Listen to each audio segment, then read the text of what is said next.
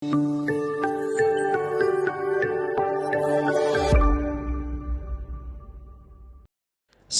pagi Bapak Ibu, Saudara-saudari yang terkasih. Salam jumpa dalam kasih Kristus.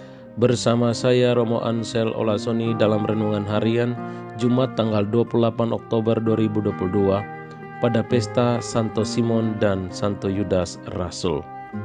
Ayat emas pilihan kita pada hari ini dari Injil Lukas bab 6 ayat 12 dan 13. Sekali peristiwa Yesus mendaki sebuah bukit untuk berdoa. Semalam-malaman ia berdoa kepada Allah. Keesokan harinya ketika hari siang, ia memanggil murid-muridnya lalu memilih dari antara mereka 12 orang yang disebutnya rasul. Doa adalah salah satu tema utama dalam Injil Lukas. Yesus naik ke bukit untuk berdoa kepada Allah semalam-malaman.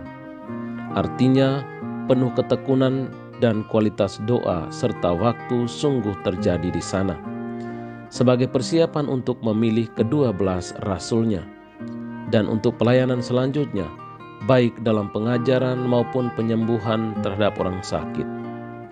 Ke-12 rasul dipilih dari antara sekian banyak murid yang mengikuti Yesus. Mereka disebut rasul, sebutan yang diberikan kepada orang-orang yang diserahi tanggung jawab sebagai utusan dan saksi.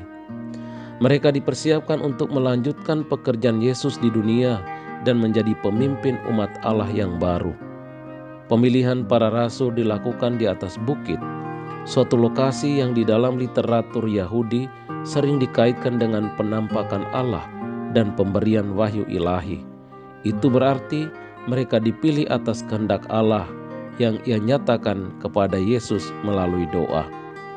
Sesudah memilih ke-12 rasul, Yesus turun dari bukit bersama mereka. Melalui doa, Yesus diurapi dengan kuasa untuk pelayanannya, baik dalam mengajar maupun penyembuhan orang yang sakit dari segala lapisan masyarakat. Kata yang sama, penyembuhan, untuk penyakit fisik dipakai juga untuk pembebasan dari gangguan roh jahat. Bagi Lukas, kesehatan bukan hanya meliputi unsur fisik atau medis saja, tetapi juga unsur sosial dan spiritual. Orang yang sakit fisik atau dirusak oleh roh jahat bisa mendapat penderitaan atau sakit, yakni disingkirkan dari masyarakat. Kesembuhan mereka berarti pulihnya kembali status dan fungsi sosial mereka dalam kehidupan bermasyarakat ataupun dalam keluarga. Maka dalam kuasa roh Allah, Yesus mematahkan kuasa iblis, musuh utama dari karya penebusan dan pemulihan Allah atas manusia. Seperti yang ditandaskan Lukas dalam ayat 19. Dan semua orang itu disembuhkannya. Pelayanan yang disertai kuat kuasa dari Allah tidak terlepas dari ketekunan dalam doa-doa kita. Maka Bapak Ibu Saudara-saudari, marilah kita tekun dalam doa, membuka hati kita untuk Tuhan. Bacalah Injil hari ini, temukan ayat emasmu dan sharingkan kepada sesamamu.